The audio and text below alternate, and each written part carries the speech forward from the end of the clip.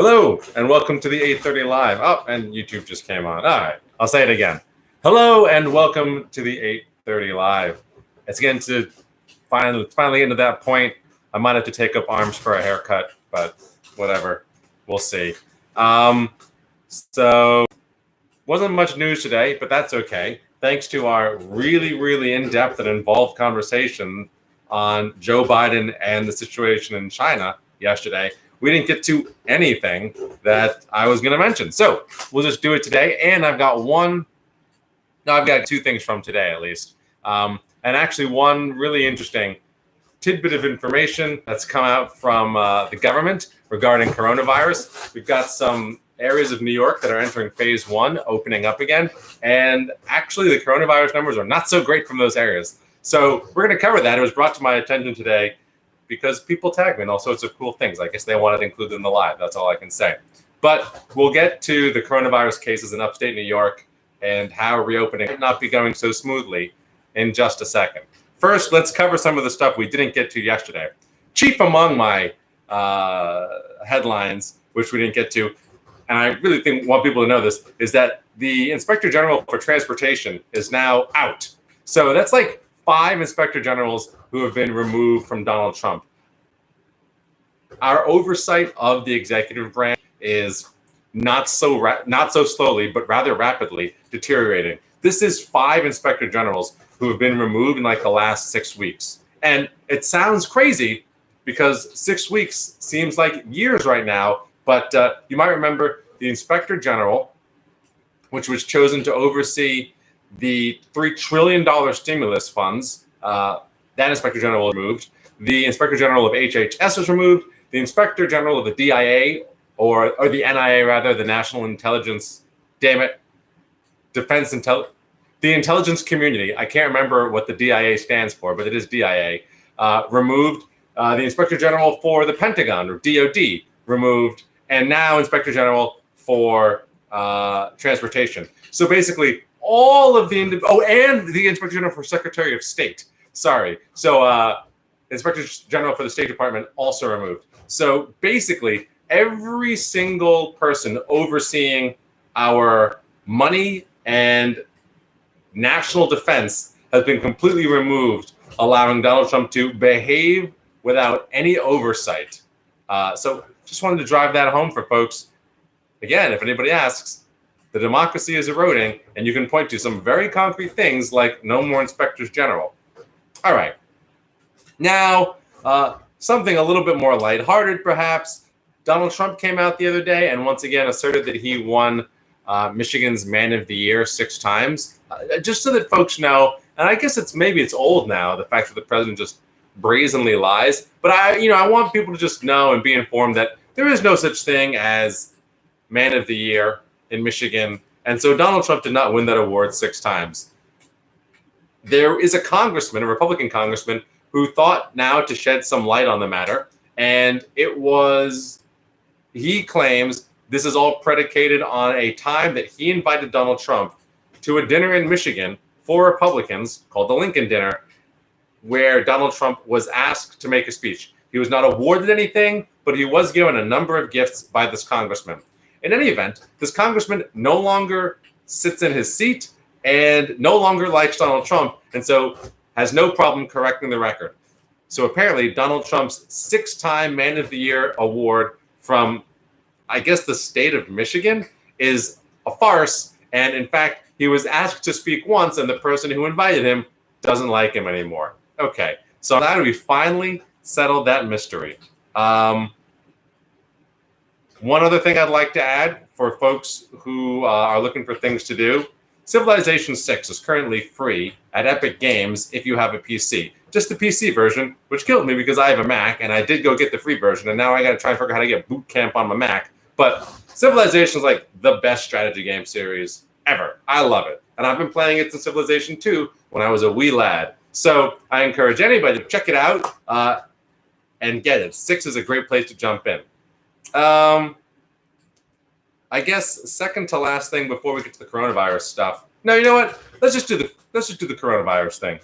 I want folks to see this. So my friends on this to me will probably have to keep going over this, but even though I've sort of stopped going to the screen for charts and such, because my laptop video can't pick it up, and therefore YouTube can never see it. This is actually really, really interesting stuff. And nobody seems to be talking about it. Although it was brought to my attention today, it seems like the live is generally a day or two ahead of what actually gets a lot of attention in the news or in Facebook feeds. But let's look at this for a second, shall we? Okay, so these are the cases of coronavirus in New York. For those on YouTube, I'm going to trace it with my finger because I know it's all blown out. But it looks pretty good.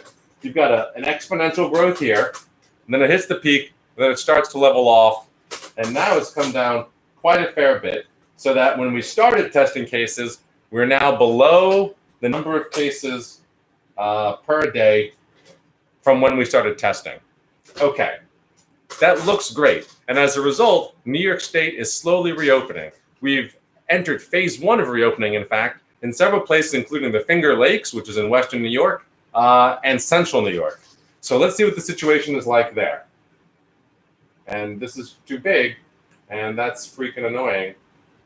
And now this is going to get expanded. Oh wait, I can just go like this. Okay. All regions. And now I'm going to choose a region. You stupid machine. Well, oh, I see. Because it's so big, I can do it over here. Capital region. We're going to go to Central New York. Okay. Central New York is reopening. And here's what the graph looks like for folks on YouTube. It goes up pretty precipitously, levels off, comes down a fair bit, hits a nadir, and then starts going up again very quickly. It's like, it's very much like what people expect to happen in the United States as a whole, with a dip and a second resurgence, a second wave, if we reopen. Now, reopening began, in theory, on May 15th. So that's when phase 1 kicked in and areas could start opening businesses again. Now, you'll see here that the nadir was actually, it's the lowest point, actually just at the end of April. In fact, there were the two lowest days were May 2nd and May 3rd. So this is before phase 1 begins. We're going to get to this in a second. But just know that there was a drop, and now cases have ticked up. And this is not just testing. These are not test numbers. So it's not related to the fact that we're testing more. These are actual hospitalizations. So these are people who end up in the hospital. Okay. Let's go to the Finger Lakes. Finger Lakes is also in, not Finger Lakes. Yeah. Finger Lakes is also in their first stage of reopening. And you can see that there's a precipitous gain. It levels off. It starts to come down. And now it started rising again. Okay. Well, it was pretty stable, but the nadir here is really at 5/8. So again, that's before phase 1 of reopening really came into effect. So what's going on here in these regions that are being allowed to reopen? Well, what it looks like to me, and listen, there's possibly a lot of explanations for this, but it looks like to me is the new cases start coming in. You have to go back 2 weeks, right? Because coronavirus cases you can not express any symptoms. You can be symptom free for up to 2 weeks because that's the incubation period. Going backwards calculating means that the actual peak time for transmission, when this uptick began, when the virus began spreading to lead to this uptick, it was happening 2 weeks before the nadir of actual testing. So what are we seeing? As far as my thesis is that as the lockdown has proceeded and been getting better numbers, people have been deciding for themselves that it is less of a risk.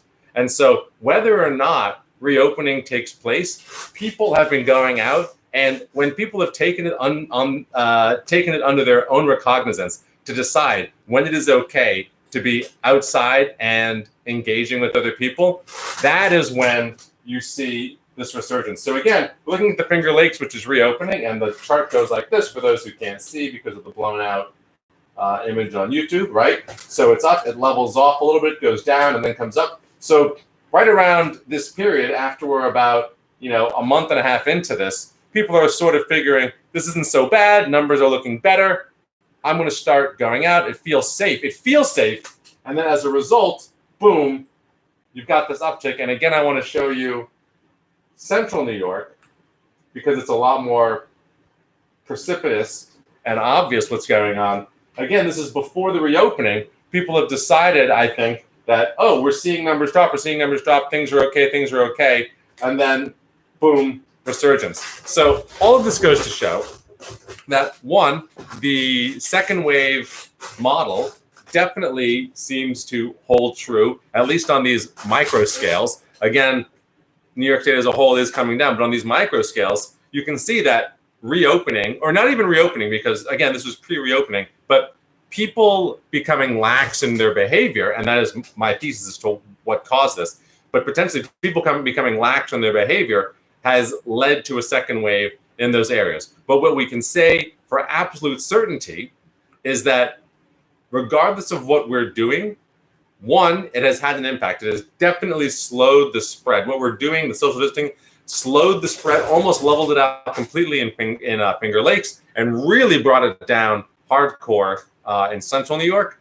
But whatever happened a month and a half into this thing led to a sharp increase. Now, we haven't changed much of what we're doing. In fact, we've become more restrictive on the business side, and for a long time, we've largely just been maintaining our current policies. So the most likely cause for this is simply that, individuals have decided to do things differently. And I can certainly say for myself that I have felt like it's probably safer to go outside. Like, I'm getting used to this. I've become acclimated to the level of danger. I'm wearing a mask, what have you. Actually, that was before, at least in the central New York, I believe that was before the mask. Everybody has to wear a mask thing came out. But we should just continue to treat this seriously because, as you can see, I've lost the fireplace. As you can see, if we don't, there's a very, very high likelihood that we're going to get second waves everywhere, which will lead to a second wave scenario statewide, maybe nationally, and we're already having severe troubles reopening the economy because we didn't take it seriously enough the first time. We have too many cases to track. We have too many cases to actively isolate individuals, so the whole economy has to go on quarantine, and this has led to some pretty negative predictions, which takes us to our last topic, which is there was an article today saying that the lockdown could cost millions of jobs. And these are jobs that are not going to come back because, one, even as we go back to work, there will be lots less foot traffic to drive local businesses, to drive restaurants and drive shops. So with less foot traffic, there will be less money going around to keep these shops open. And then two, with fewer people going out and shopping or with need to maintain social distancing, which keeps the occupancy of the stores and restaurants low, they'll simply need less staff at any given time to cater to the number of people who are in the store. This effectively eliminates permanently a huge number of jobs. And then furthermore, and this is absolutely something we're seeing, automation is going to be one of the responses to the pandemic. We've got, obviously, self-driving cars have been a thing for a long time, self-driving trucks. They've been testing self-driving trucks more during the pandemic. There are fleets now that are really moving ahead with this. And with all of these factors put together, we might emerge from the pandemic, even if we were to fully reopen, to a world where there are just fewer jobs straight up. There might be more delivery jobs, there might be more Uber jobs for a time, but the jobs that people are accustomed to, wait staff, retail, those might just simply be eliminated as people, one, don't return to dense clustering like you would have in small shops or even large shops like malls. And two, the foot traffic just never really recovers as people exit cities and don't return. Now, is New York City going to become a ghost town? I don't think so. It's not a ghost town right now, and people are out there. But does the population of New York City decrease for an extended period of time, even though the population remains in the millions and it continues to be the largest city in the United States? Yes, I think that's entirely possible. So this could have a serious impact on just the number of service sector jobs available, which is really one of the main drivers of employment. So these are some really serious things that we're encountering now.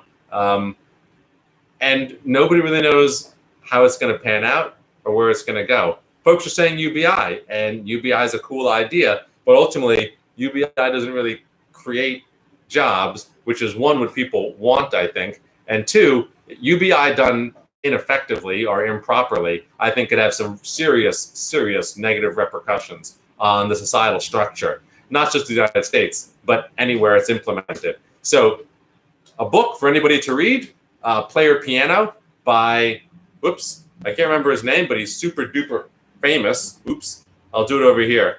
Oh, come on. He wrote like Slaughterhouse-Five, Player Piano book. Oh, Kurt Vonnegut. There you go. Maybe he didn't write Slaughterhouse-Five. Who was that? Doesn't matter. Kurt Vonnegut wrote this book, Slaughterhouse-Five, about a future in which automation basically takes the work out of everything.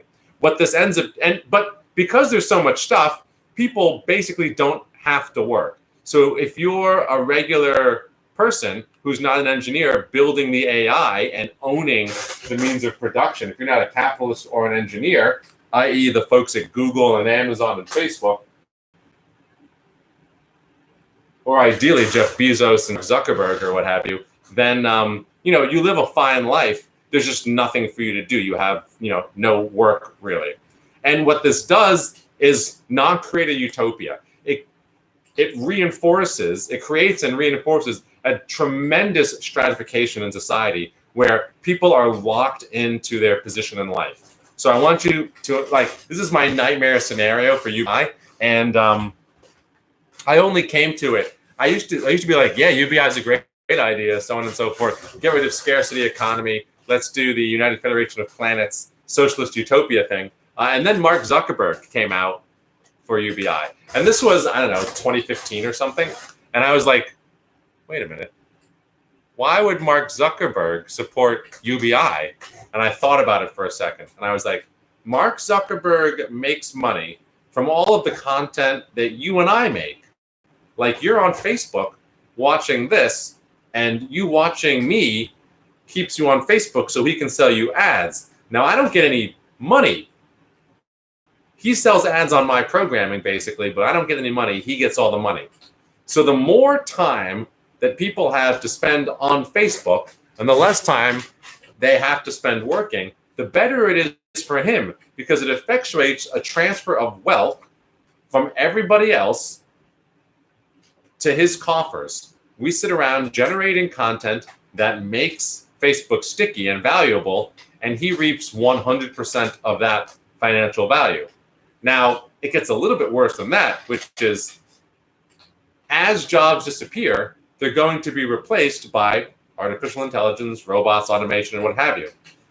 Only the people at the very top, the Mark Zuckerbergs of the world, the Jeff Bezos of the world, the Elon Musks, have the resources really to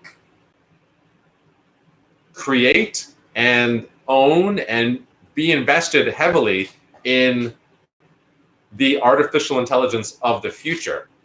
Both to build it, they have the technological resources, and to buy into the ownership structure because they're the billionaires.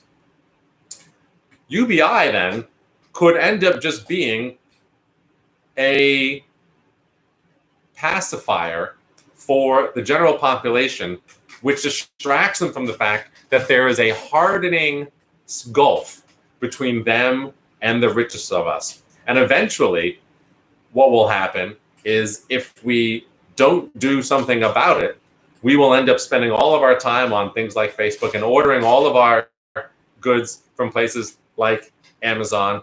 And we'll be given UBI so that we have just enough, or we have as much as the leadership of the country, the elite, want us to have, and they will continue to absorb all of the financial economic and technological gains. In fact, this is somewhat already happening. When you hear about, so this was another thing another headline I didn't mention, but now we'll get to it.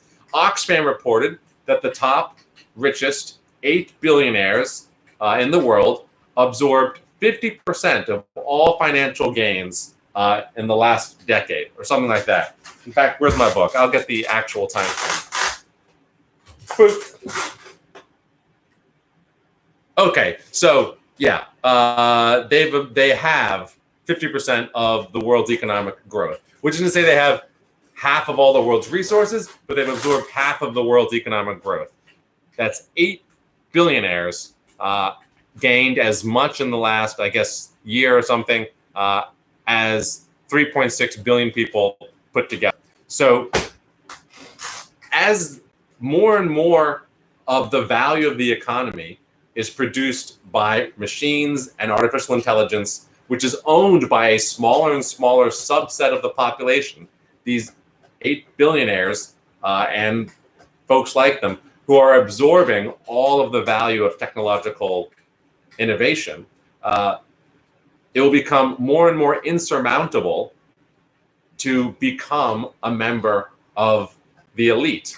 And this is very bad for two reasons. One, it means that everybody gets locked into their caste, if you will. You're either somebody who was born into this wealth and you inherit then generationally the wealth that was created by your forefathers who happened to lock down ownership of the intellectual property for artificial intelligence and the technological platforms which run our current society. Or you are born into a class of people that don't really have any work to do. There's no real way to get ahead. You simply receive UBI, which is decided on by our politicians, which at that point will likely be just synonymous with or controlled by the economic power brokers. And you're given what those folks decide is allowable. It is essentially an allowance from the people who hold all of the power and hold all of the economic clout and hold all of the means of production, I should say. That's really what it comes down to. Because they own all the robots and they own all of the distribution channels, i.e. the places you get stuff on the internet, they basically control the entire economy and absorb all of its value. Now, the point of that Oxfam report is that, and this is something that's been, seen in many, many charts and is expressed by Bernie Sanders and actually was expressed by Barack Obama. Wages have remained stagnant since, the 70s and 80s, or really the 80s. Wages have just remained flat while the economy has continued to grow. So where has all that extra economic value gone? Well, it's been captured by capital. It hasn't gone to wages. It's been captured by capital. So the way to think about this is that people who own the factories, who are installing robots, they're able to get rid of labor or reduce the amount that they pay people. That keeps wages flat. Or people who have like Uber, who have driven cabbies out of business, have reduced the overall wage for people driving cars. This has reduced, again, the share of the economic pie that labor receives, as increased competition amongst labor is facilitated by owners of capital. But the owners of capital, particularly because of the information age, because of computers and the internet, they achieve economies of scale. And for every transaction that is undertaken, they receive a cut. Okay? So this is what's led to a funneling of resources from the middle class and the working class to the owners of capital in a way that it just never had happened before. Well, I guess in the Gilded Age. In the Gilded Age, owners of capital achieved the same thing. But they did it by abusing the living hell out of labor to the point that laws were passed to secure the rights of labor. Now, over time, those rights have been eroded. So part of this is the renewed abuse of workers, but it's not just that. And I wouldn't even say it's primarily that. It is the way that the new economy is structured, again, about these economies of scale and the fact that worker productivity is not translated into increasing worker pay. And no need to get into that it has been in the past that the more productive there is, the more they get paid. You need fewer workers, it drives the value of the worker, more skill, blah, blah, blah. It's not happening. It hasn't happened since the 80s. Okay, so, you can imagine a situation where that UBI then just keeps people pacified so that they don't revolt, but you end up with this huge stratification. And that is actually the very forward-thinking, dystopian, technological society portrayed in Player Piano. And I read that when I was in junior year of college, read it on a trip, and I was absolutely terrified. There was basically a class of engineers who ran everything, and everybody else had no hope of breaking from their place in society. You had to place well on a test to get into good schools, and all of the resources and education were basically locked up by this elite class of individuals. And that's sort of where we're headed right now. And this is a very dystopian future. You could, of course, imagine a totally different scenario in which UBI is freeing and more innovation is allowed. This is why I basically supported the idea prior to learning Mark Zuckerberg's support for it, and then questioning, well, what's the worst that could happen? Well, the worst that could happen is terrible. The best that could happen is also pretty good, but it doesn't really look like we're headed down that path. Anyway, comments now, whatever. Yes, Vonnegut wrote Slaughterhouse-Five. Oh, good. I know something about literature.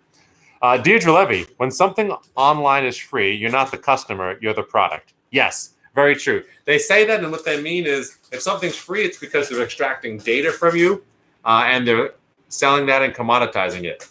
And honestly, I basically have a TV show here, right? And listen, it's not like what's a popular TV show? It's not like I'm Tiger King and there's a billion people watching. But this is what we call long tail content. And what it does is it keeps some number of people engaged, some number of people on the platform. And as long as you have millions of people like me producing millions of people of content that have a certain number of folks watching, you're keeping all those people engaged and you're serving them advertisements. Now, it used to be that if you wrote something and people read it on a blog or in an independent journal, you made money from the ad revenue. If you had a TV show and people watched it, you made money. You got a cut of the ad revenue. Nothing you make on Facebook, your posts, your photos, your videos, all that content, you give it to Facebook for free so that they can sell ads and they get 100% of the financial value. I call it digital sharecropping because they give you the farm. And yeah, you could leave the farm, but really, you can't leave the farm. They give you the farm. They give you the tools to farm that land, and then they extract all the value from you.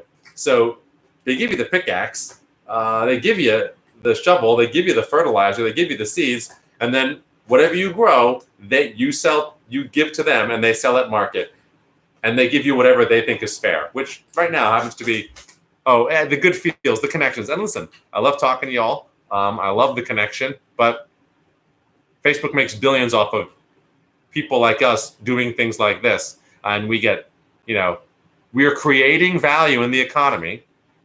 We are providing a service, both of us on each side of this, and Facebook gets all of the money. Deirdre Levy, could you talk about Cuomo's reopening plan and the fact that Long Island will be opening up this Wednesday? Oh, were you here at the beginning? I did the whole thing on Cuomo's reopening plan.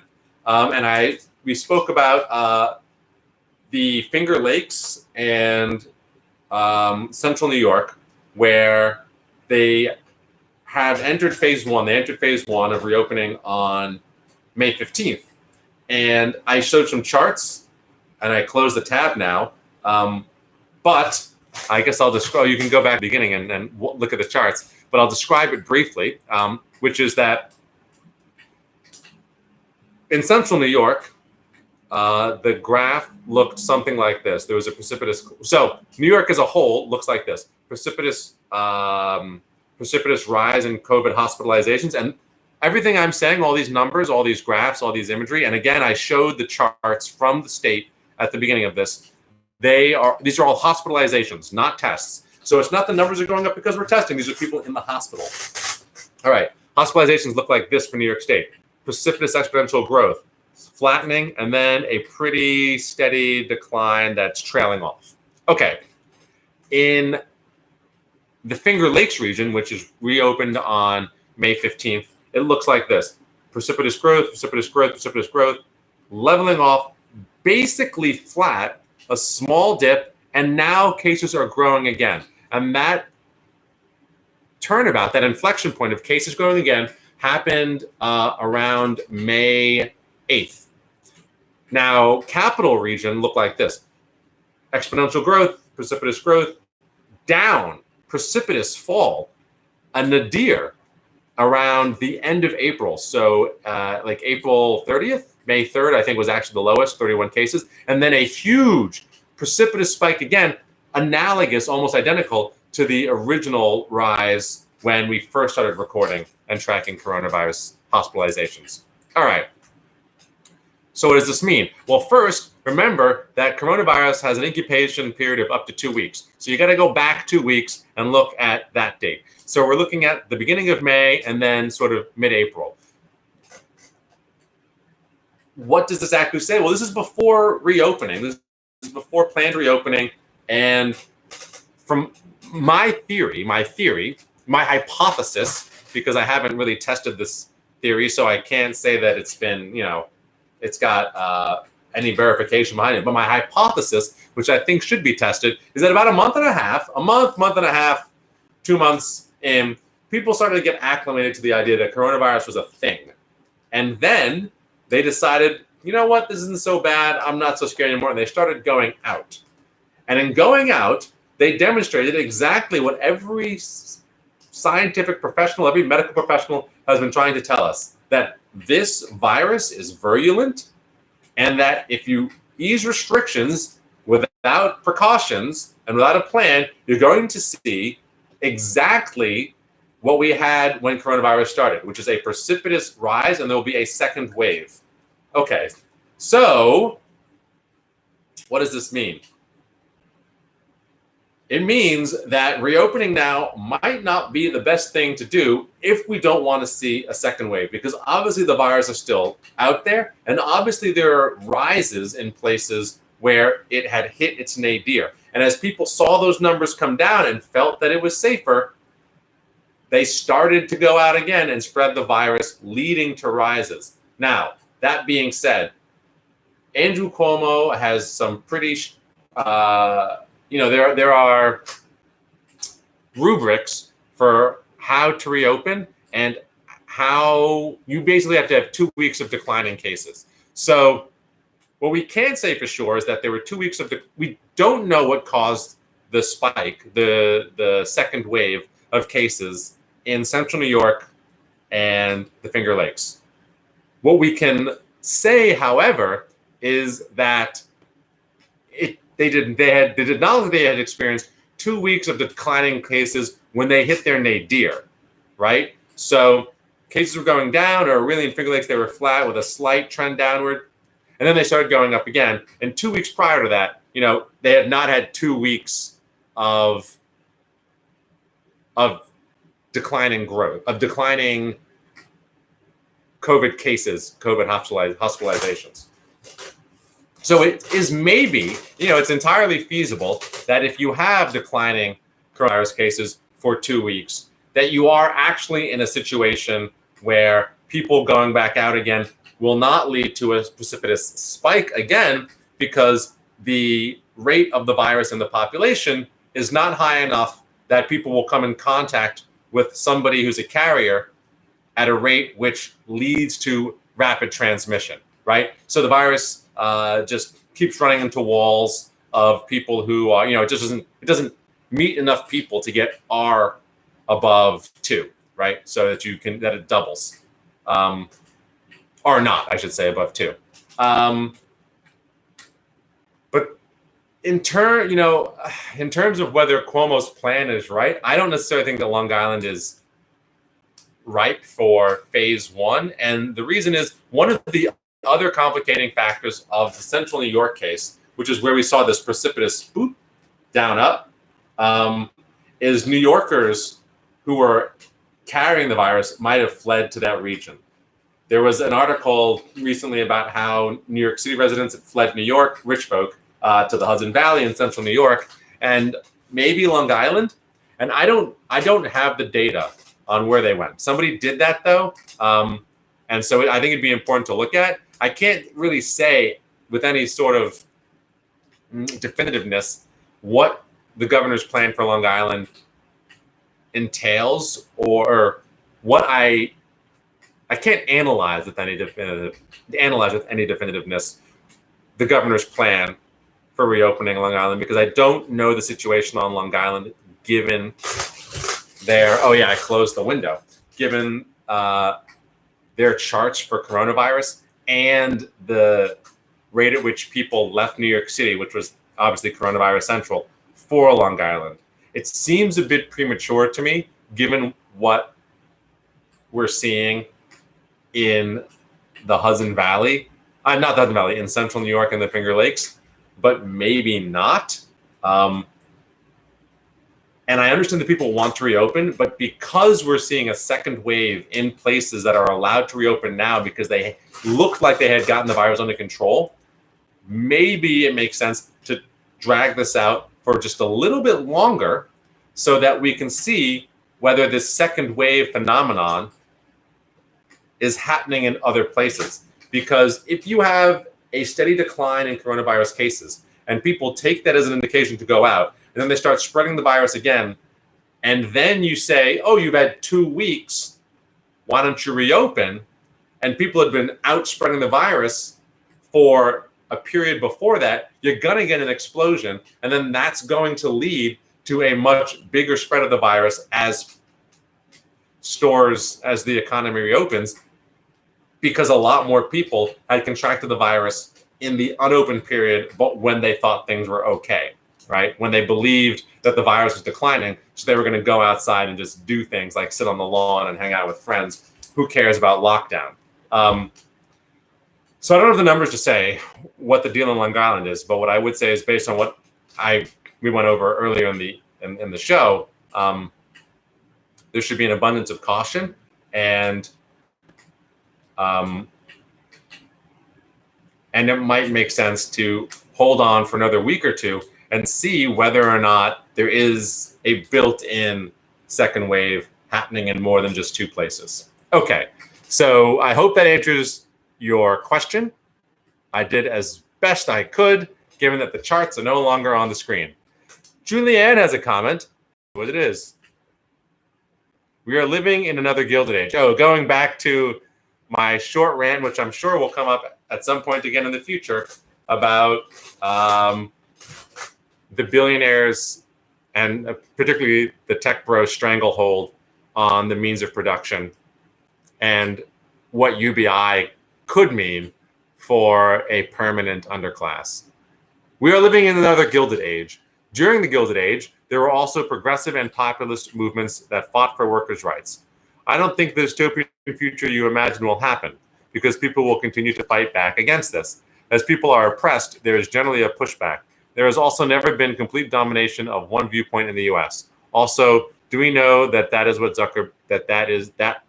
Zuckerberg's intent?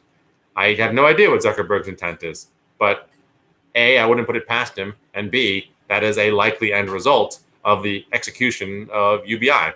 So, do I think Zuckerberg wants to be taxed more to give people UBI?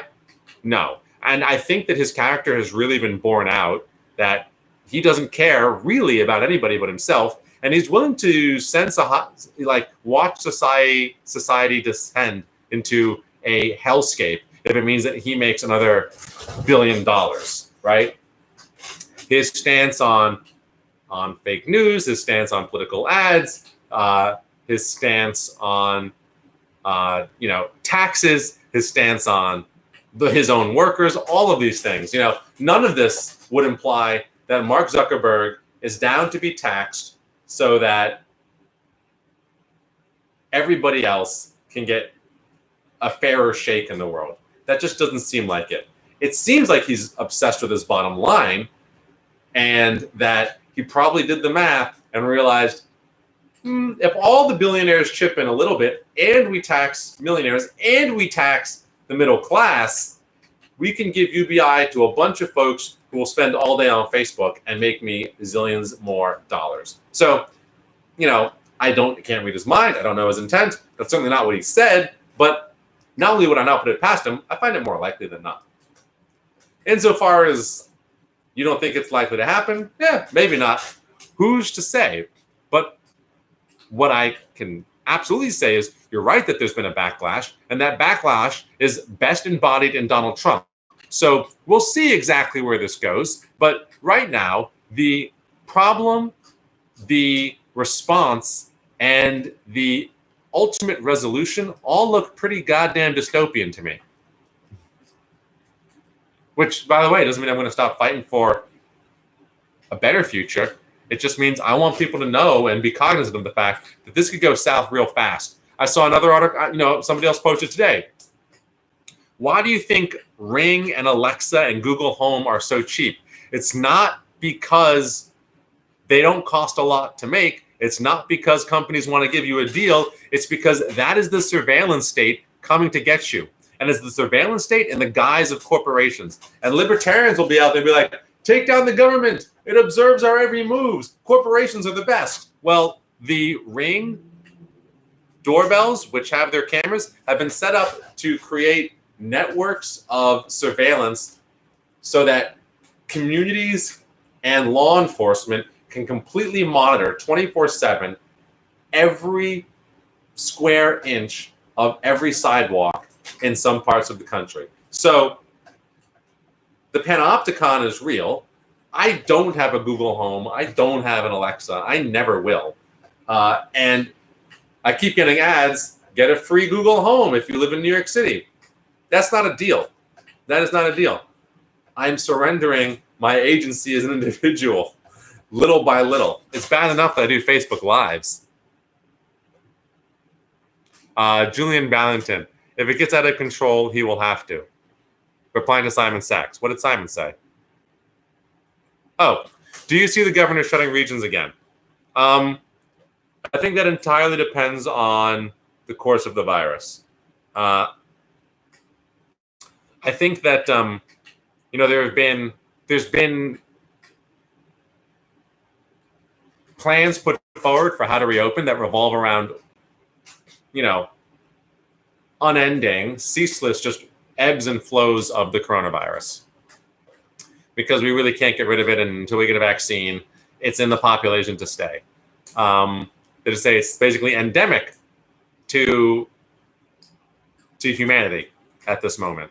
It exists in the population. There's a reservoir. It will spread. It will come back, and there's not too much we can do about it. So what that means is, if we want to guard against worst case scenarios, but we want to continue with life, we're going to have to accept peaks and troughs. And so we'll reopen as we bring the coronavirus cases and hospitalizations down.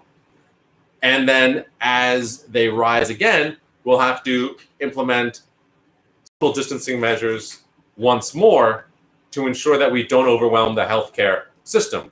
And so we'll have months on and months off, and who knows how wide these peaks and valleys will be, and how much social distancing we'll have to do for how long, and whether people adhere to this, and if we all wear masks all the time, what that will do to the spread of the virus, particularly since new studies have shown that it doesn't spread so well through transmission on surfaces or fomites. But yeah, I absolutely see a world in which we open up the economy, cases start rising, they peak, we shut down, cases go down, and we rinse and repeat over and over again.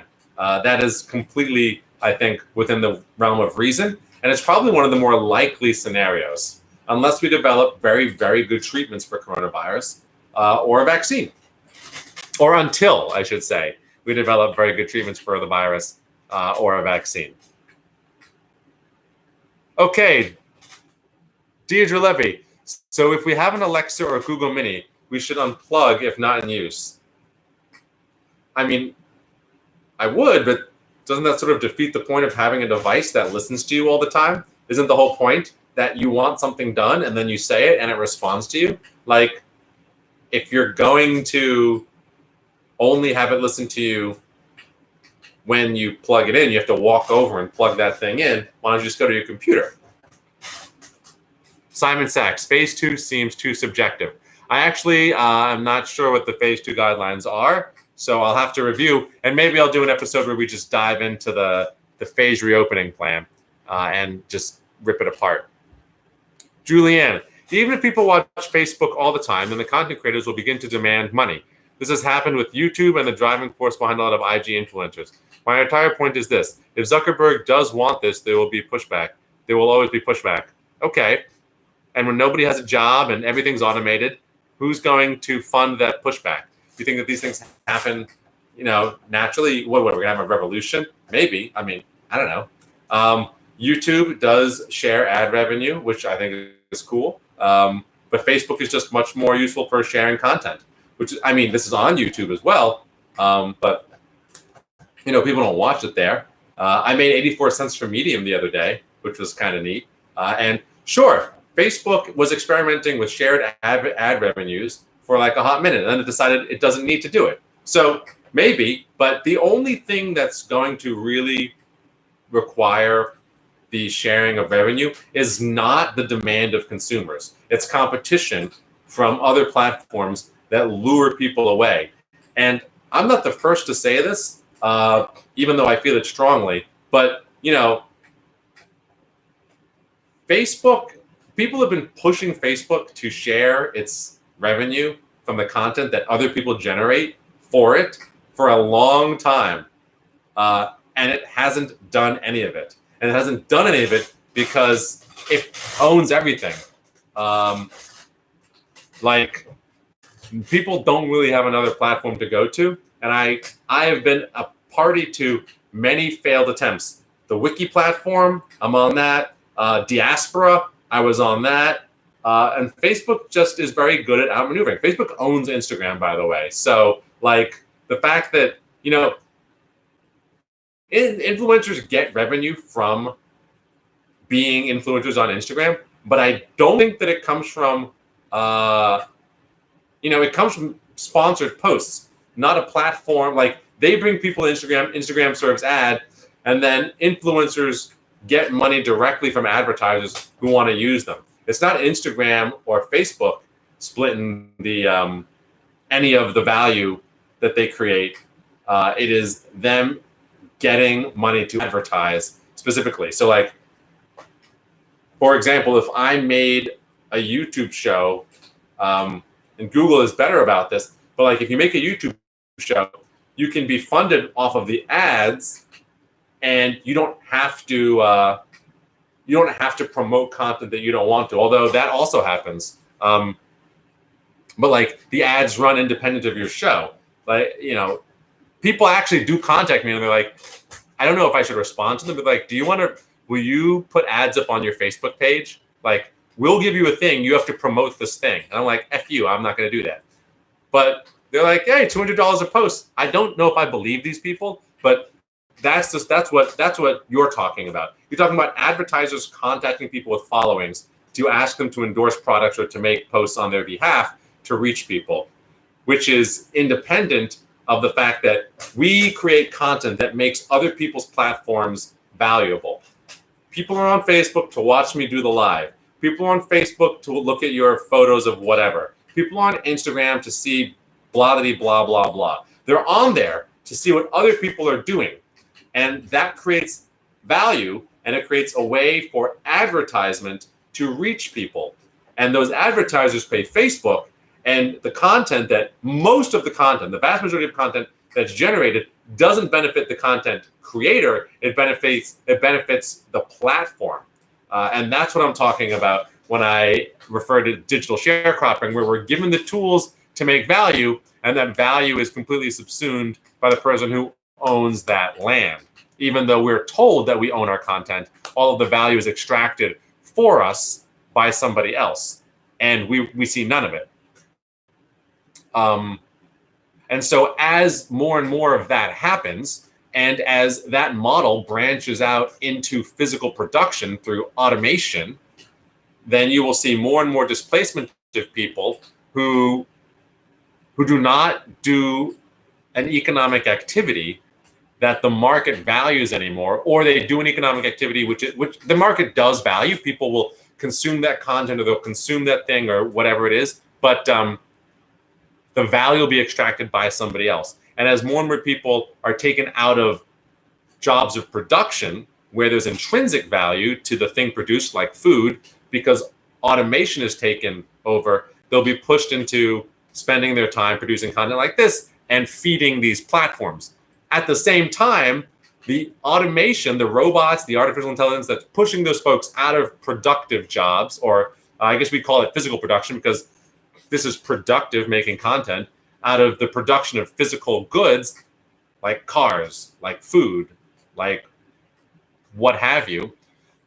As they're pushed out of that, the value created will go to the folks who own the robots, who own the artificial intelligence. And that will be the same people who own the technology platforms, because right now they're consolidating the resources required to create the artificial intelligence, to deploy the robots. They have the money, they have the capital to do that, and they're hoovering up all of the expertise, all of the engineers. And this then could create a stratification of society. We've got the engineers who create and maintain the robots and artificial intelligence, and the people above that who actually own the intellectual property of the singular or duopoly AI, which is used everywhere, own the patents on those robots, and every time you buy something, you give your money to them.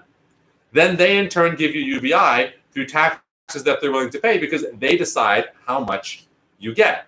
And it's like being able to set everybody's wages at once, making it a flat thing. They give you whatever they feel like, and they absorb the rest of economic value. And so that's the nightmare scenario I'm predicting. Not predicting. That's the nightmare scenario. I spend a lot of my time opposing, and one of the manifestations of that effort is through opposing political machines that A, are too sclerotic and unintellectual to understand that this is a problem, and B, think that they're in charge because they have a cozy relationship with corporations. But ultimately, because money drives politics in our society, and those people have the money, and they will get an increasing share of all of the money in the world if things go the way, continue on the path they're going, those political machines need to be broken so that, as you say, people can do something about it by pushing back. Otherwise, what avenue are you suggesting we use? Simon Sachs, yes, live beneath the waves. That's cute, Simon. That's cute and accurate. That should be in England. I can see that being, their new motto. They live beneath the waves is their way of saying we'll have successive openings and closings of the economy to keep the virus in check and within the capacity of our healthcare system to handle. Deidre Levy, no, you can just use it for music as a speaker. Aha. Well, Deidre, I just want you to know that if your Google or Alexa device is plugged in, it is listening to you whether or not you're actually talking to it. So yeah, unplug it, like put it in a closet so it has no power, but then how can you use it as a speaker? Julianne, didn't you disinfect your groceries? Do you still disinfect your groceries? I do, because I haven't read the research on the fomites. Again, we're referring to this thing where new research apparently shows that coronavirus does not travel or transmit well over surfaces. I don't know about that. And they answer your questions, I don't know about that. So the answer is, yes, I still do disinfect all my stuff, but I will eventually get around to reading the report on that, and then I'll make an educated decision as to whether or not it is still worthwhile. Because it does take a bunch of time, and I hate it. Deidre, also, Alexa is great for the classroom, setting timers, in-class meditations, helping with spelling for kids with special needs. Sure, it's great. And Amazon gets a lot out of you giving it all of your data. I'm not saying it's not useful. I use Google. I mean, I use Google less. I use DuckDuckGo now, but like I use Google. I use Google Suite all the time. I still buy things on Amazon occasionally, although I try not to. But I have like simple taste, right? Like, what am I buying? Bags of beans? Yeah, like I'll buy the occasional sack of beans. True story. Like that's what I do. I look for 25-pound bags of beans, and then I look for, I like to buy things in bulk. I'm currently looking for a 50-pound bag of rice for $25. There's one at BJ's, but I don't have a BJ's membership. So if anybody has one or knows somebody who has one, I'd like the hookup, because I always waited for deals at the Associated on rice, but now that the Associated is closed because the Trader Joe's opened up across the street, and yes, Trader Joe's is cheaper in general than Associated. Associated used to have great deals on rice where you could get rice for what amounted to 50 cents a pound, as opposed to the regular price of rice was about $1 a pound. And now that I know that rice can be got for 50 cents a pound, I never want to pay that rate again. So somebody please help me. Deidre, sometimes we can see value in our social media posts depending on our purpose and goals. I'm saying strictly financial value, strictly monetary. All that value goes to Mark Zuckerberg, and none of it goes to you or me. Julianne Ballantyne, fair enough about Instagram, influencers, but I still say there will be pushback. I think this goes for automation. Also, fear of automation is an old idea. Many times people have feared automation, but their fears have never come to fruition. There will be people who organize for workers' rights before it gets to that point. Furthermore, AI is not at this capacity yet or even close to taking people's jobs completely. We will also need people to fix and monitor the AI. Hence the strata of engineers who take second status to the people who have lockdown ownership of all the important intellectual property in the world in the modern day. But like your idea, like I'm not saying what you're proposing is impossible. I'm not even saying that what I proposed is the most likely outcome. However, your optimism, I don't really think I think you're over optimistic. Your idea that there's just going to be a pushback, where is the evidence for that? And your idea that like, here's what makes automation different from, all right. Here's what makes automation, particularly AI, different from industrialization and what you're probably thinking of, which is like mass production. So yeah, people were displaced, but more jobs were created as a result. AI is going to get better over time. And as AI gets better, it's going to be able to do more and more of the things that humans do. And because AI can become more intelligent and humans can't really become more intelligent, AI will eventually overtake the capacity of humans. Now, when AI can do every job, when it can drive every truck, when it can flip every burger, when it can fly every plane, when it can read and write every legal document, then what are people going to do? And before you say there will be a backlash, think about what a backlash entails. It can be one of three things. It can have an economic backlash where people refuse to work. That's irrelevant because the capitalists no longer need workers. There can be a political revolt where in a democratic society, they vote for politicians that change the laws which constrain the capitalists. That's not impossible, but it is most likely that the capitalists will own the politicians at that point, given the direction the United States has gone with money in politics, and that people are likely to be pacified by UBI, or you can have a violent political revolution.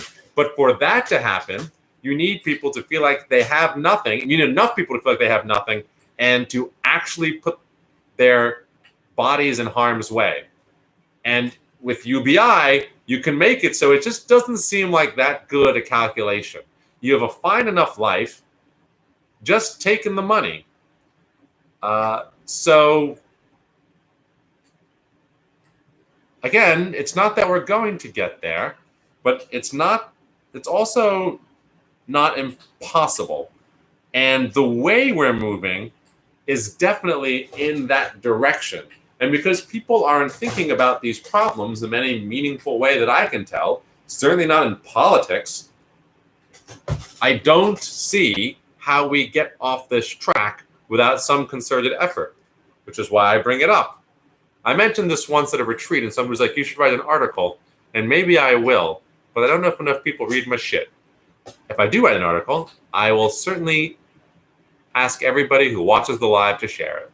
Anywho, yes, the Associated Supermarket on 14th closed. Julian Mountain, I love Trader Joe's, but they do charge more for less, even though it is cheaper. What? Get a Costco membership. There is one in Harlem. Then I have to pay a Costco membership.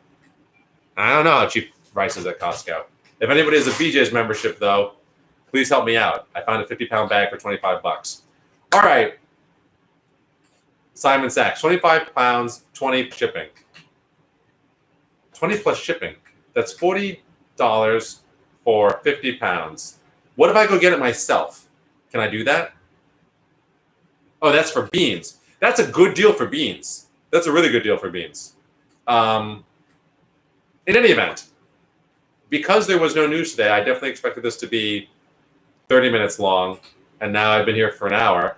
And again, I thoroughly enjoy it. But because we have no more questions, and I have a link to what look like beans on the comments, I'm going to go now, check out that link, and make some dinner. I'll see you all tomorrow at 8:30.